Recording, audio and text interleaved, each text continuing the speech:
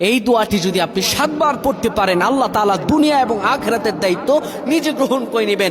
আপনার সকল পেরেশানি দূর হয়ে যাবে। বুকে হাত রেখে বলি, আল্লাহর কসম এই দোয়া আমি ছেড়ে দিই না। তোমরা এই দোয়াটা শোনার পরে সাথে সাথে শেয়ার করে দিবা। আমল না করেও সওয়াব পাবা, তোমার একটি শেয়ারে আমল না করেও সওয়াব পাবা। আল্লাহ তাআলার সওয়াব দান করবেন, রিজিকে বরকত দান করবেন, মনের আশাগুলো পূরণ করবেন।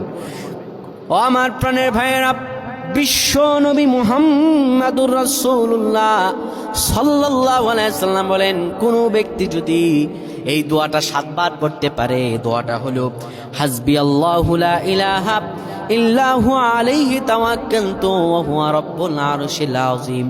কোন ব্যক্তি যদি এই দোয়াটা পড়তে পারে খালেস অন্তরে সকালে 7 বার আর মাগরিবের পরে 7 বার পড়তে পারে, আমার আল্লাহ রাব্বুল আলামিন বড় বিপদ থেকে তারে বাঁচিয়ে দিবেন। তার দুনিয়া এবং আখিরাতের দায়িত্বগুলো আমার রাব্বুল আলামিন নিজে গ্রহণ করে নেবেন।